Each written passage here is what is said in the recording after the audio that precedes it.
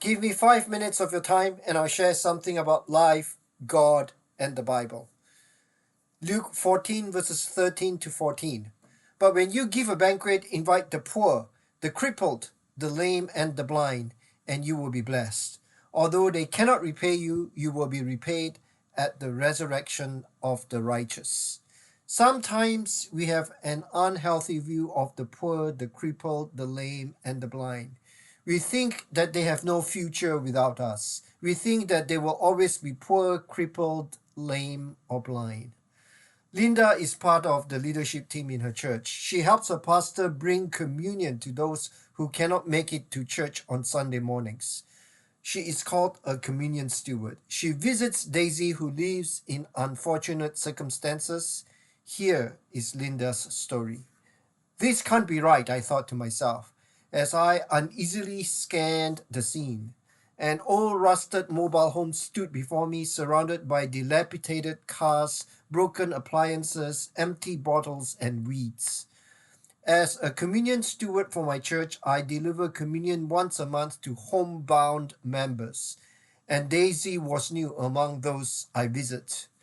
When I knocked on the door, a white-haired woman leaning heavily on a cane and wearing a ragged bathrobe greeted me. "Come in," she smiled, and I walked into a modest room with threadbare furniture.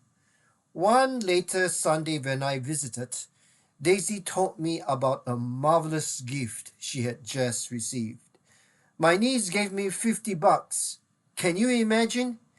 This was wealth indeed for Daisy. "What will you buy?" she asked. "I was thinking about clothes," she said, "but I wrote a check for the church instead and told them to put it toward our outreach to the foster children's home. I can't do much, but I can do that." I was stunned.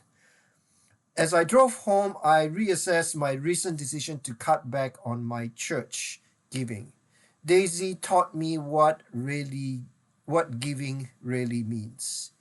Linda is challenged by the generosity of Daisy. Daisy does not have much. Daisy lives in an old rusted mobile home.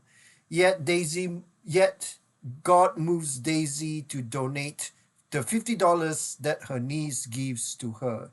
She helps foster she helps her foster children's home supported by their church. She is like the poor widow who gives out of her poverty. Luke 21, 1 to 4. As Jesus looked up, he saw the rich putting their gifts into the temple treasury. He also saw a poor widow put in 2 very small copper coins. "Truly I tell you," he said, "this poor widow has put in more than all the others. All these people gave their gifts out of their wealth, but she, out of her poverty, put in all she had to live on."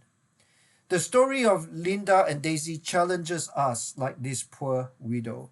Jesus contrasts the rich in the temple who give out of their wealth with the poor widow who puts in 2 very small copper coins. The poor widow is praised because she gives out of her poverty, not out of her wealth. This poor widow reminds us of these words of Jesus. "For all those who exalt themselves will be humbled, and those who humble themselves will be exalted." Luke 14, verse 11. Although the rich people put more money into the temple treasury than the poor widow, Jesus reminds his listeners of the humility of the poor widow.